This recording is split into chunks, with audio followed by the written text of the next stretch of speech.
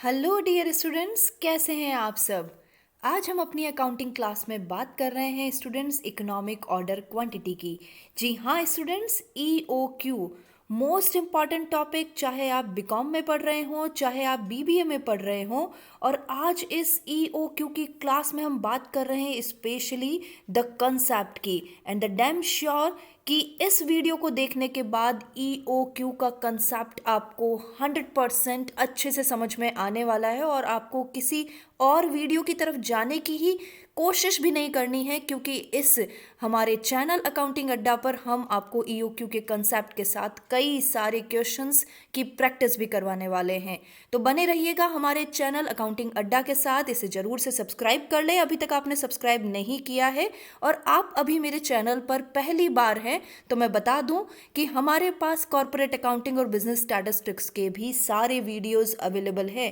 तो चैनल को सब्सक्राइब करें, वीडियो को लाइक करें। मैं हूं आपकी teacher mentor doctor Vinita Arora, और EOQ के कंसेप्ट को समझने के लिए हम चलते हैं आज की ई क्लास की ओर।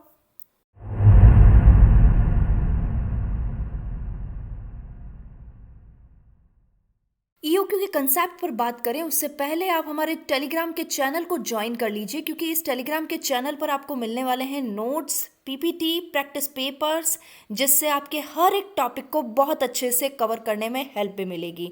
तो ज्वाइन करिए हमारे टेलीग्राम चैनल को जल्दी। और अब बात द कंसेप्ट की। यस गाइस, हमारे पिछले वीडियो में जब हमने बात की थी मटेरियल कॉस्ट कंट्रोल की, तो मटेरियल कॉस्ट कंट्रोल के कई सारे टूल्स हमने देखे थे। हमारे पिछले वीडियो का डिस्क्रिप्शन बॉक्स में लिंक दिया हुआ है, उसे जरूर से एक बार पढ़ ले, क्योंकि यहाँ पर हमने बताया था कि जब हम मटेरियल के कॉस्ट को कंट्रोल करने की बात करते हैं तो कई सारे tools like economic order quantity, different material levels, material को किस तरह से इशू किया जाना है, material turnover ratio, ABC analysis, FSND classification, VED classification and JIT approach, इन सभी पर हम बात करेंगे। लेकिन आज की क्लास में हम स्पेशली बात कर रहे हैं EOQ के कंसेप्ट पर।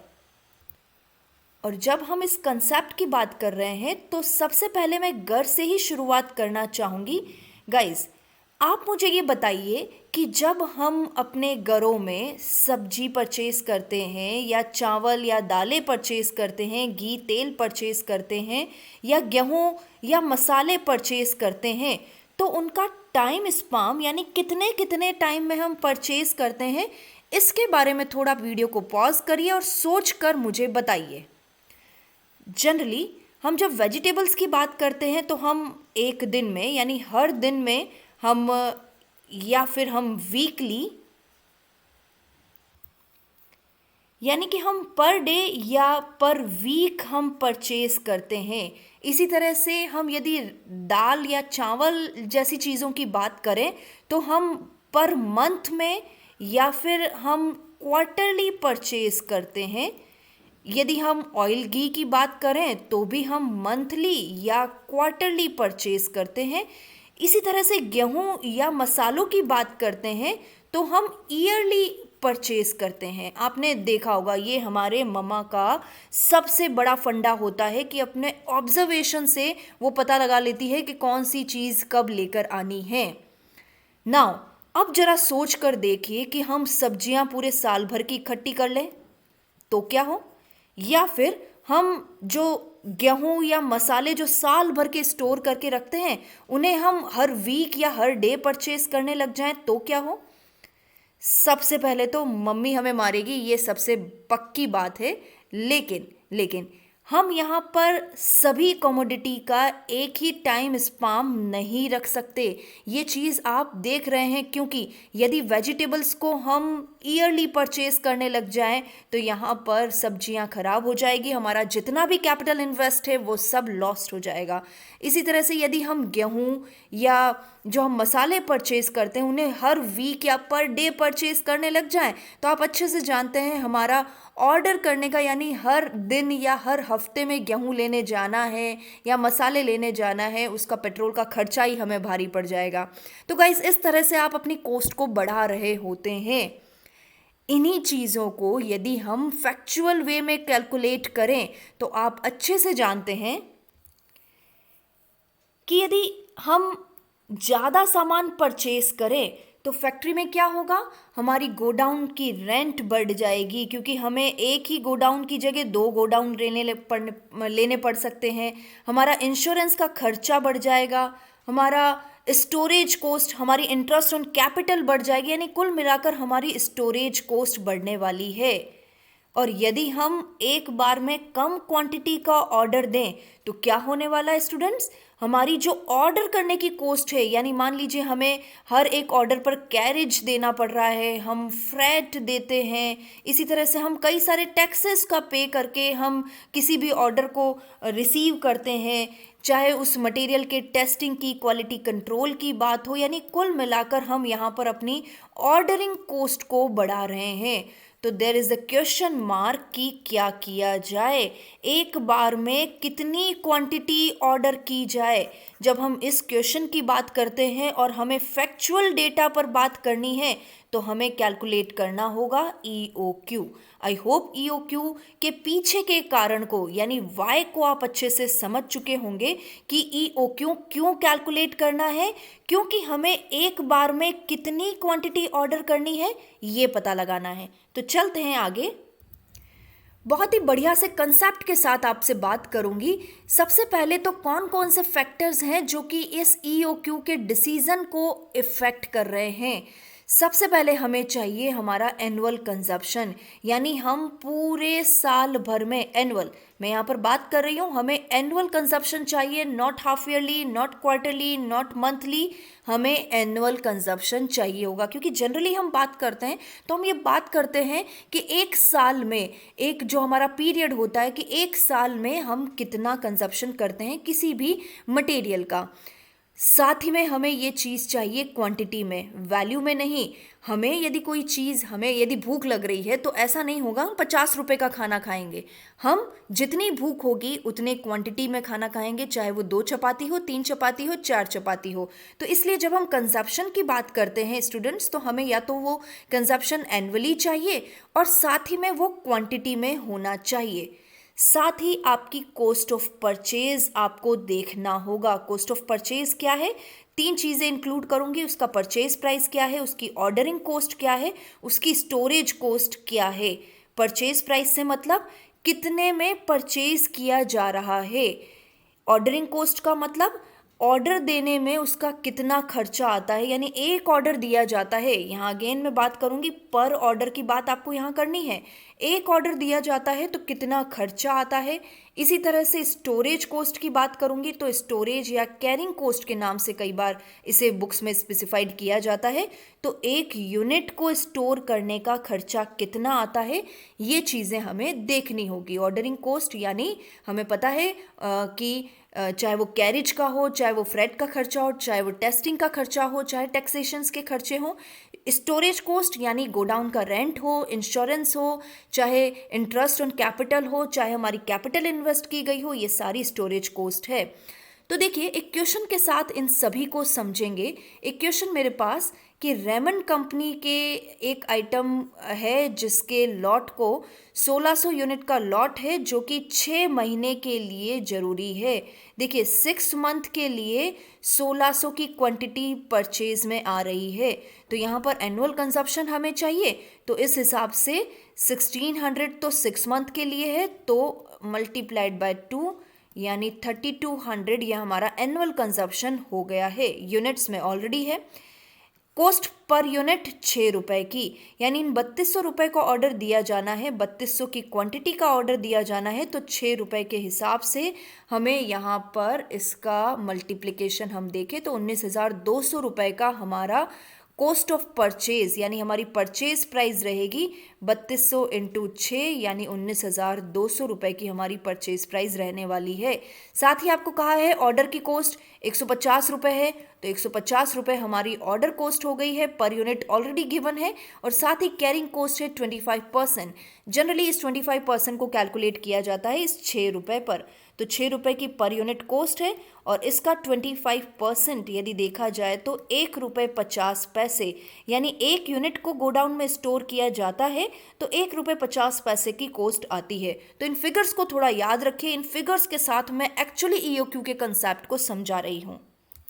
तो चलिए थोड़ा कैलकुलेट करते हैं। ये टेबल पर थोड़ा ध्यान दीजिए। यहाँ पर मैं आपको बता रही हूँ कि कितनी यूनिट्स का ऑर्डर दिया जा सकता है। हमारी एनुअल कंजप्शन 3200 यूनिट की है और इसके साथ एक बार में हम कितनी यूनिट का ऑर्डर देंगे। मान लीजिए हम सारी की सारी यूनिट एक ही बार में मंगवा लें, या फिर 1600 करके मंगवाएं, या एक बार में 800 यूनिट मंगवाएं। इसी तरह से एक बार में हम 640 यूनिट, 400 यूनिट या 320 यूनिट।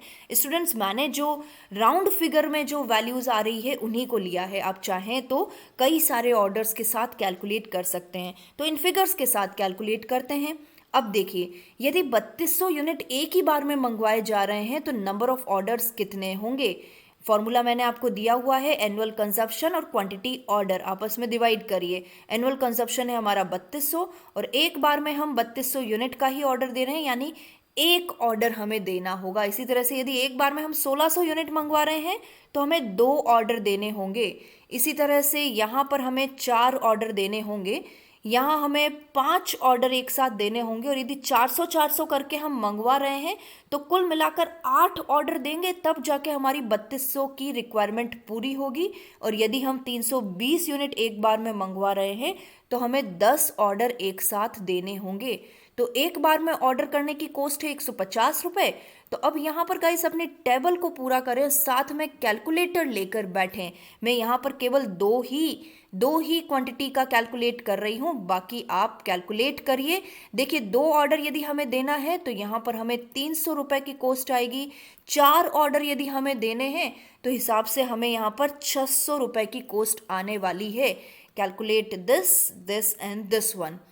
Now average quantity. अब ये एवरेज क्वांटिटी क्या है गाइस, ये दोनों तो हमने कैलकुलेशन कर लिया। ये तो हमारी ऑर्डरिंग कॉस्ट निकल गई है। और अब जो हम कैलकुलेट कर रहे हैं वो हमारी कैरिंग कॉस्ट बनाएगी, यानी स्टोरेज करने की लागत कितनी है।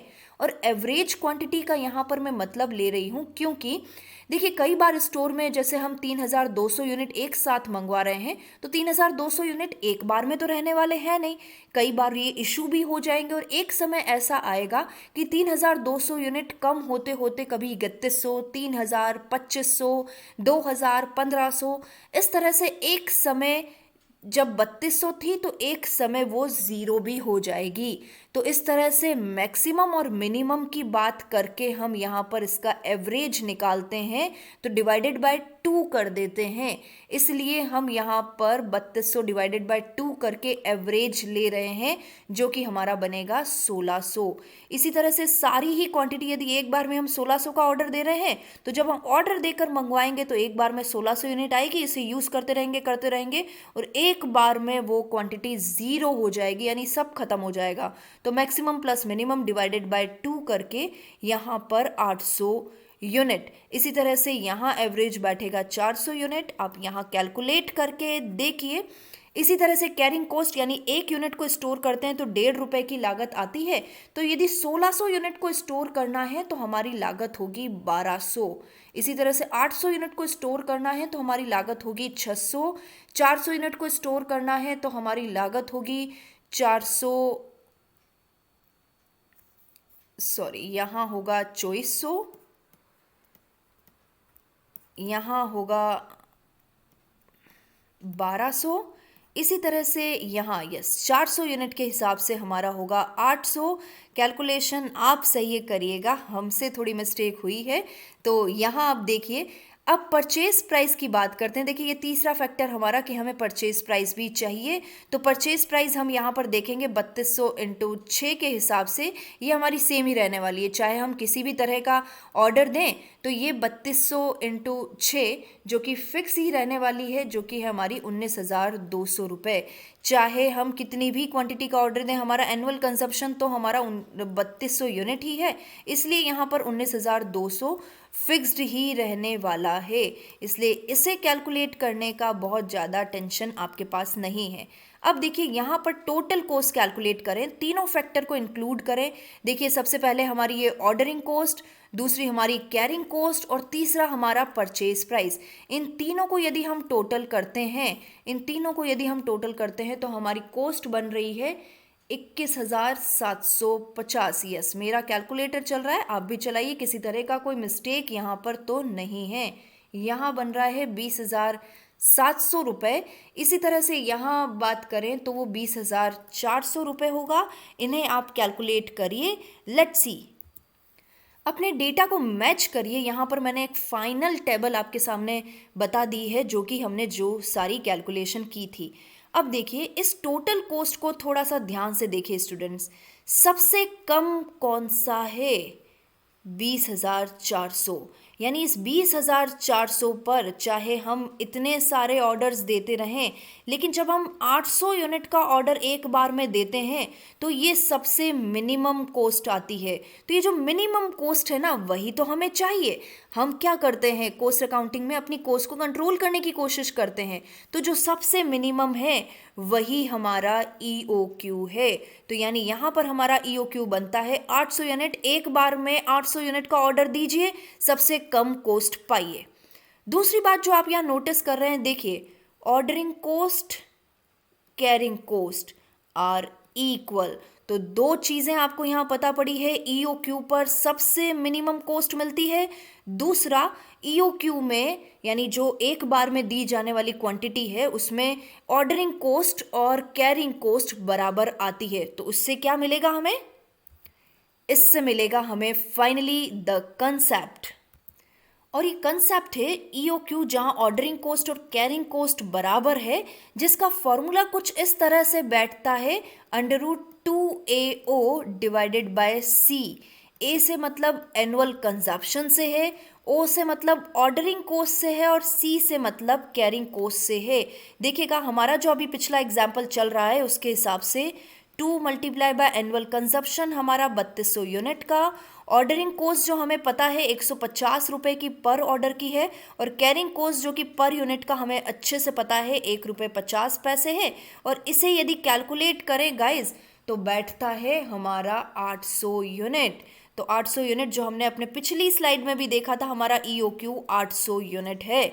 तो गाइज, ये सिंपल सी चीज कंसेप्ट के साथ मैंने आपको बताई है, लेकिन सरप्राइज यहाँ पर कुछ और है। ये फॉर्मूला कहाँ से जनरेट हो रहा है? देखिएगा, ordering cost is equal to carrying cost. यानी ऑर्डरिंग कॉस्ट का फॉर्मूला मैंने आपको दिया था, annual consumption divided by the quantity which is ordered multiplied by ordering cost. और कैरिंग कॉस्ट का फॉर्मूला मैंने आपको दिया था कि क्वांटिटी जो कि हम मंगवा रहे हैं उसका एवरेज आपको लेना होगा और उसे मल्टीप्लाई करना होगा कैरिंग कॉस्ट से। अब देखिए क्या हुआ, यदि हम इसका वज्र गुणा या क्रॉस मल्टीप्लिकेशन करते हैं तो क्या होता है? 2AO is equal to quantity का स्क्वायर। ये क्वांटिटी और ये क्वांटिटी आपस में मल्टीप्लाई हो रही है, मल्टीप्लाई बाय C। अब देखिए, 2AO divided by C is equal to quantity का स्क्वायर। और यदि मुझे यहाँ पर क्वांटिटी का स्क्वायर हटाना है तो मुझे यहाँ अंडर रूट करना होगा 2AO divided by C, and that is the quantity. What is EOQ? यानी एक बार में जो मंगवाई जा रही है क्वांटिटी वही है। तो आज फाइनली आपने सीख लिया कि ये फॉर्मूला कहाँ से बना है। रटिए मत, कंसेप्ट को समझिए। मैं हमेशा आपको कहती हूँ अकाउंटिंग अड्डा का कंसेप्ट ही यही है कि आपको हर चीज़ें कंसेप्चुअल वे में क्लियर करें। तो गाइज, हमारे अगले वीडियो में हम इस EOQ की बहुत सारी प्रैक्टिस करने वाले हैं। बने रहिएगा हमारे साथ अकाउंटिंग अड्डा पर। तब तक के लिए thank you guys, thank you so much.